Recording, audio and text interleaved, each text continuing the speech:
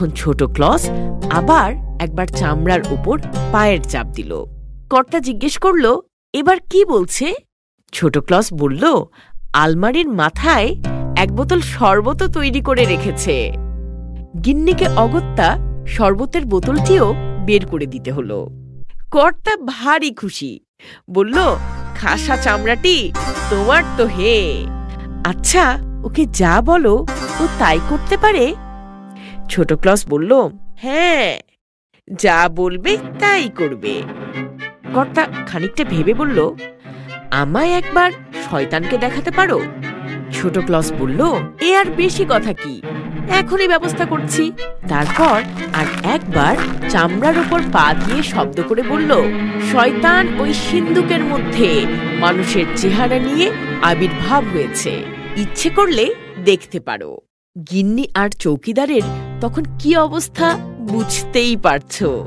যাই হোক, কর্তা আস্তে আস্তে গিয়ে সিন্দুকের ডালাটা একটু ফাঁক করে চৌকিদারকে দেখতে পেয়েই তাড়াতাড়ি আবার বন্ধ করে দিল। বলল, শয়তানটা এলো শেষ পর্যন্ত সেই চৌকিদারটার মূর্তি ধরে, যাকে দু চোখে দেখতে পারি না, সেই? না না, ও শয়তানের আমার দরকার নেই। তারপর কর্তা ছোট ক্লসকে বলল, ওই ঘোড়ার চামড়াটা আমায় বিক্রি করো।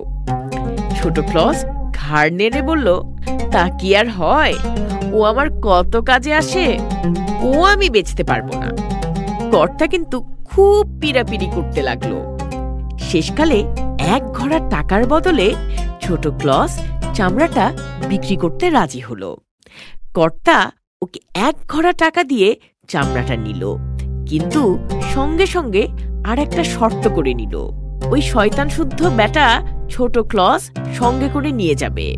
তার জন্য সে এমনকি একটা ঠেলা গাড়িও দিতে রাজি আছে।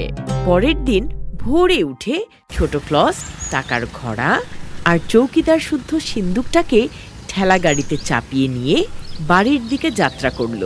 পথে একটা নদী পড়ে। নদীর সাঁকোর কাছে গিয়ে গাড়ি থামিয়ে ছোট ক্লস যেন আপন মনেই বলে উঠল, সিন্দুকটাকে এই বেলা ফেলেই দি বাবা, নইলে কখন আবার হয়তো শয়তানটা আমার ওপর ভর করে বসবে। সিন্দুকের মধ্য থেকে সে কথা শুনতে পেয়ে চৌকিদার মহা হইচই শুরু করে দিল। তাতে যেন ছোট ক্লস আরো ভয় পেয়ে বলল, ইস, শয়তানটা তো বেজায় দাবাদাবি শুরু করেছে দেখছি, এখনই ওকে ফেলতে হবে। তাই শুনে চৌকিদার ভীষণ ভয় পেয়ে গেল। অনেক কান্নাকাটি করে শেষকালে এক ঘোড়া টাকা দেওয়ার অঙ্গীকার করে বেচারা ছোট ক্লসের হাত থেকে রেহাই পেল। ছোট ক্লস দিব্যি 2 ঘোড়া টাকা ঠেলাগাড়ির উপর চাপিয়ে সন্ধেবেলা বাড়ি ফিরে গেল। তা তো হলো, এখন টাকা গুনে কি করে? হাজার হোক চাষার ছেলে তো, লেখাপড়া বিশেষ কিছুই জানত না, অথচ একটা হিসাব থাকাও দরকার। শেষকালে অনেক মাথা খাটিয়ে সে স্থির করল যে বড় ক্লসের বাড়ি থেকে গম মাপবার কাঠাটা চেয়ে আনা যাক। কাঠার মাপ থাকলে টাকার হিসাবে ঠিক থাকবে। এধারে এত রাত্রে কাঠা চাইতে বড় ক্লসের ভারী কৌতূহল হলো। এমন সময় কাঠা কি হবে? বিশেষ করে তোর সম্বলের মধ্যে তো ওই একটা ঘোড়া, সেটাও তো গেছে মরে। কিন্তু সে ওকে কোনো কথা জিজ্ঞেস না করে কাঠার পেছনে চুপি চুপি খানিকটা আঠা লাগিয়ে কাঠাটা ছোট ক্লসকে এনে দিল।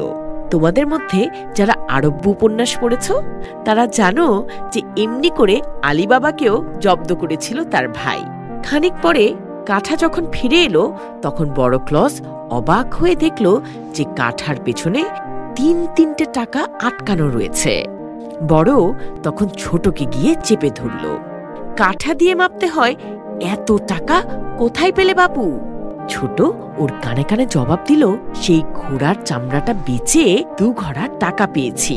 বড় ক্লস আর দ্বিতীয় কথা না বলে তখনই আস্তাবলে ঢুকে নিজের 4টা ঘোড়াকেই কেটে ফেলল।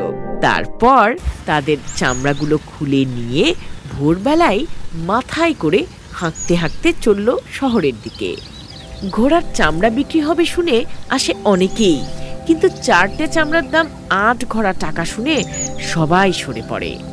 নিশ্চয়ই লোকটার মাথা খারাপ। সারা দিন ধরে বড় ক্লজ ঘুরে বেড়ালো, কিন্তু ও অসম্ভব দামে কে নেবে বলো?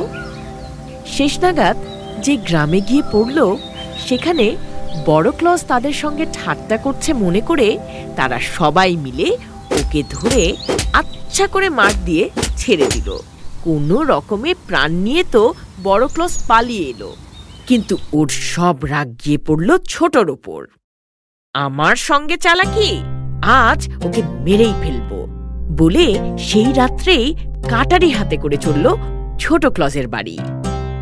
এদিকে হয়েছে কি, সেদিনই সন্ধ্যের সময় ছোট ক্লজের দিদিমা মারা গেছে।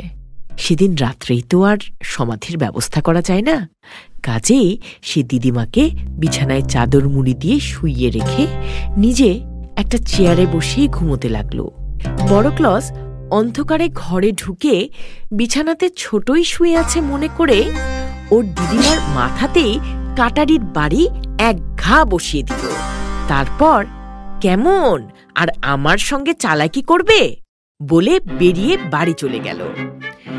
ছোট ক্লজের আগেই ঘুম ভেঙে গিয়েছিল।